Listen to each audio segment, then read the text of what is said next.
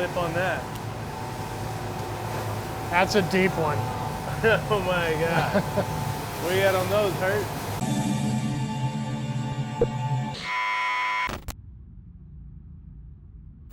Today we're at Rotiform. We're going to take a tour with Jason. We're going to meet up with him and look at everything that they do. They're building us some custom wheels for the Camaro, so just want to check out the operation. What's up, man? Hoonigan dudes. How you doing? What's up? This is Jason from Rotiform. If you haven't seen him before, he's here to tour us around the shop and show us kind of how everything works. Yeah, we're the magic happens. The magic. What? You got a lot of different companies under one roof here. We have many. Something for pretty much every car you drive. So trucks, donks, hot rods, Euros. Well, let's just let's check it out. So we'll show you the machine shop, which is where we're going to be cutting the wheels for the Camaro. So we cut a bunch of stuff. We cut everything from the huge truck monoblocks to tiny little 14s. Like this thing? Yeah. 26 by 16. What? What is that for? GM 1500.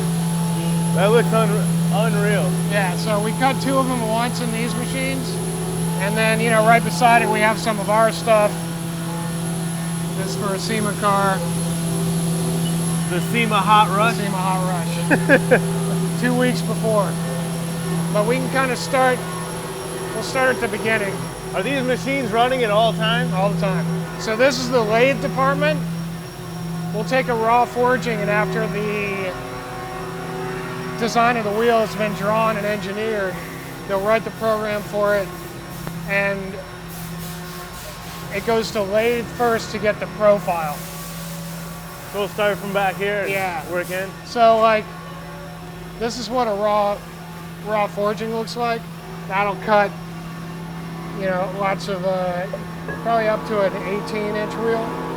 And these come in all different shapes. Concave, convex, big pad, small pad, and they're pretty heavy. They're forged in a 60,000 ton press. These are all made in California. So the guys will grab this thing in the lathe and shape it, determined by what your car is going to need offset-wise. Yeah, it's really heavy. We're trying to make that look light. It's not light. So here's a good before and after. So that's the before. Uh-huh. And that's the after. So so once you've got the basic shape, then we can start putting the design into it. So this is what it starts as? Yeah, it starts as a raw forging, then it gets lathe turned, then it goes over and gets the milling program cutting. Gotcha. We have different size lathes for different size forgings. Wow. Just look at the chuck on that thing too. Yeah, this one's not that big actually. The big one's at the end, where you can do like a 30. This is one of our biggest ones. That's a monster. That's a big boy. Cutting some spinners. These are spinners? Yeah. When's the last time you saw spinners? The bearing goes there. No way. Yeah. I haven't seen spinners in like at least 5 years. We do a lot of them. Really? Now what? All right, from there we got the milling station. So first you rough out the shape with the biggest tool you can. And then you go in and make some cleaner passes to clean it up. I'm always so jealous of these machines. It's like, even if I had one, I don't even know what I'd make. Yeah. Just some real dumb stuff. This is where we drill the bolt pattern on this machine, and we do the backside machining on that machine. So first the top side gets cut, then they'll come over here and we'll flour the back pad. It makes it a lot lighter because there's a lot of bulk in here that you don't need. And he'll program the bolt code, and we'll drill the bolts and the seats. That's cool. That's a wild looking piece. Yeah, this is our one of our split 5s. It's been pretty popular. It's kind of cool that we can cut something this small and then something that big. Yeah. Big tins. I keep them clean though. Once we're done with the machining program, Then it comes here to our scribe department. That's where it gets a part number. It gets the color engraved on the back and a date so that we can track everything. So that's that tool that he's working with right here. Just Yeah. I can hear it. So this is everything that's ready. This is also, it's also a spot where we do a quality check so they can make sure everything's right. The bolt pattern, the backspace, Yeah. diameter, everything. You can catch it before it goes to finishing.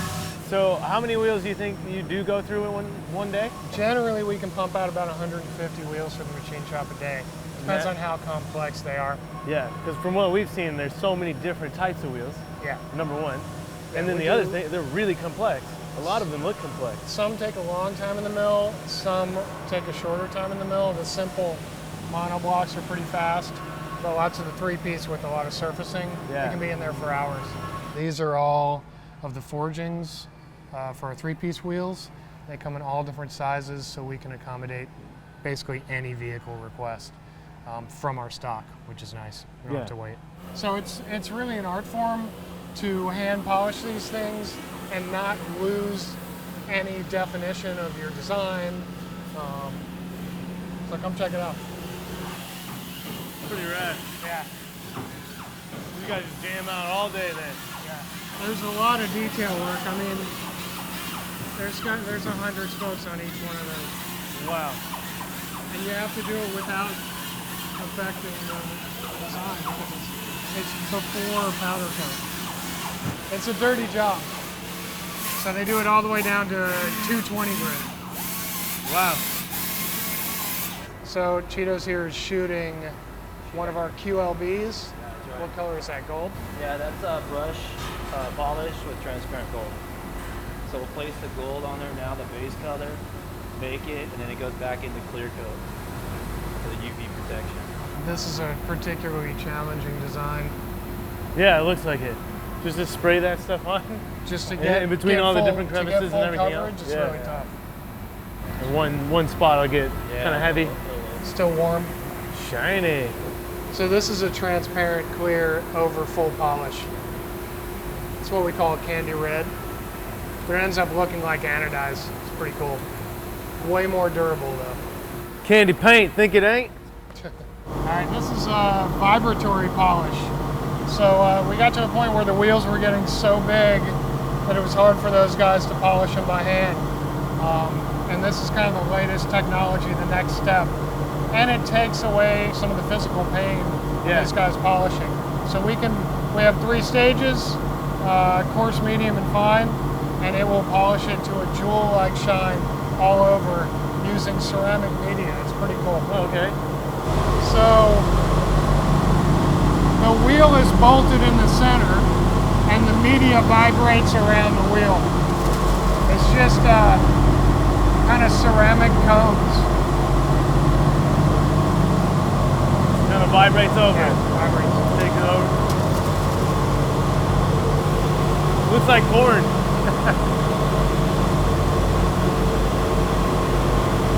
It's kind of mesmerizing. Yeah. But then this is the final step. So it's like a lot more fine. A ceramic bowl burnishing. These are BBs? It's cool. I mean, they're as smooth as a BB. Yeah. So this is after the first step, and you can see it's got that finish. Yeah. And then that's what they come out looking like. Dang. They come out perfect. Yeah. That looks super nice. Yeah. How long does that process take? From It start to depends on the complexity of the wheel. Anywhere from 4 to 8 hours total.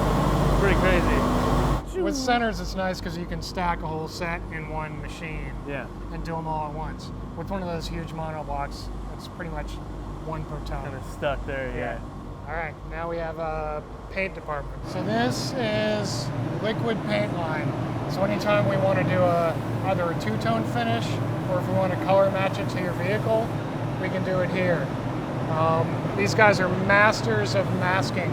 Come check out the one on the end. Sure. So here he's prepping it for a two-tone finish. masking off the top of the spoke.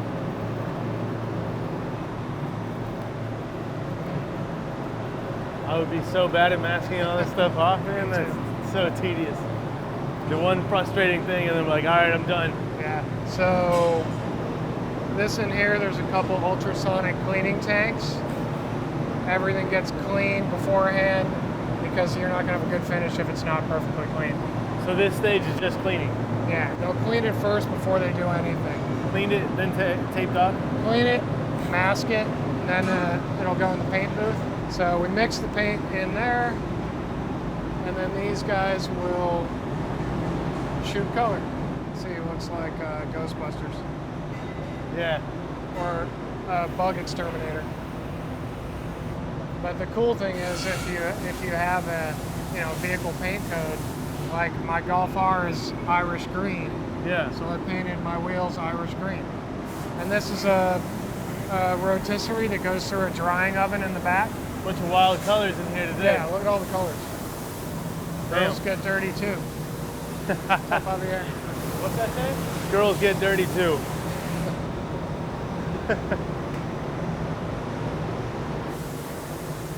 We also have a small powder coat booth over here, and they're shooting some now. This is like the corporate version, and that's like the family version. Let's see.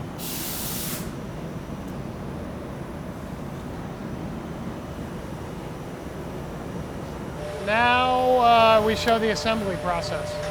So after all that's done, the parts come into our assembly area, and we start putting them together. I like your boxes, they look cool.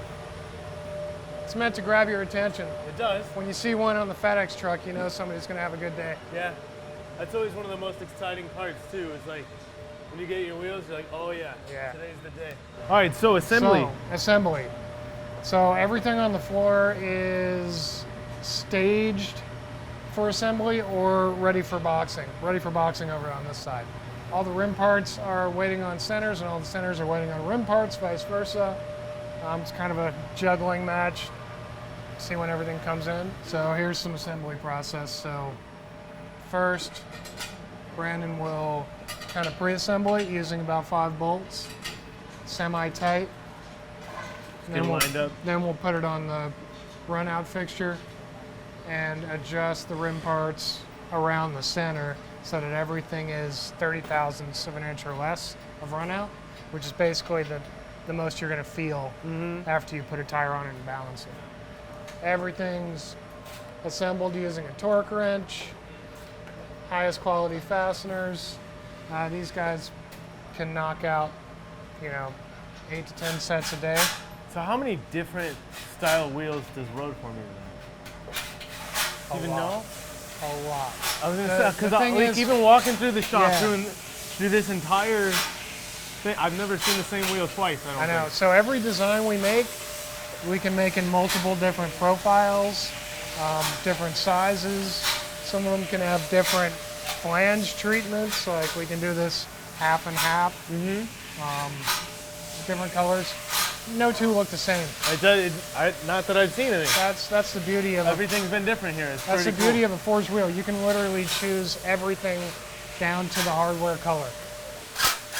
You want red? We got red. You want gold? We have gold. That's cool. Man, that's a crazy piece. And to then be able to like paint that without screwing yeah. anything up. Yeah, super complex design. And the ever polarizing 3-spoke. You either love it or hate it. Dude, that's an argument I've heard for like the last 15 years. Man, those are some wide suckers there. Yeah, 19 by 15, massive. Yeah, it'll look 15 pretty cool. inches wide. What kind of tire do you put on that? 325. Really stretched though. Toyo R888, 325. Nuts. So these are all cast American racing. Cast centers that they will weld into a hoop. We still do it too. So yeah, anytime we do something smaller than 17 inch in a multi-piece wheel, we have to do it in 2-piece welded because the rim parts aren't commercially available or as readily available as they used to be. So like this is a 15 by 9 and we can do down to 13. Wow. And he's going to let us watch how to put one together. So this is how he sets the backspace. So the backspace is adjustable to within 1/8 of an inch, and these plates, that's an 1/8. So you stack it up until the center is where you want it. And then he'll grab a hoop, and it'll go on this rotisserie and heat it up till it expands, and then he'll drop it right on top. And it'll be loose, like, Really? yeah, and then it'll just shrink to a press fit. It's Suck it pretty into awesome. place? Yeah. So what's this machine then? Here he's drilling the valve hole, or punching the valve hole. Yeah, simple as that, huh? Yeah. That thing's pretty tough. Yeah. So these are all made in America as well, and they're made in many different widths and diameters. Fire time. Fire.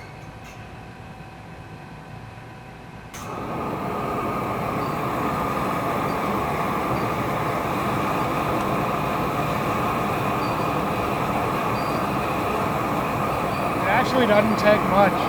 Fire. That's mesmerizing. Fire. I could watch that all day. Yeah, Like so- cartoon gloves he's got on too. yeah. Now it literally drops right over. Yeah, I just slid right over it. Now you wait a few minutes and it's stuck in there. Looks like it's done. Aluminum. There you go.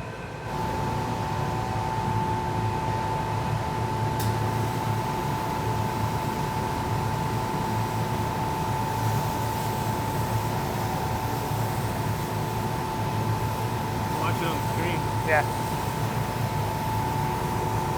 And that's how a wheel's made. Yeah, it's cool. Well, thanks, man. Yeah. Really cool tour. Thanks for coming by. I just didn't know how much you guys actually had in here. How many different styles, how much is going on at all times. Like, it is crazy. We do it all. If it's part of a wheel, it happens here.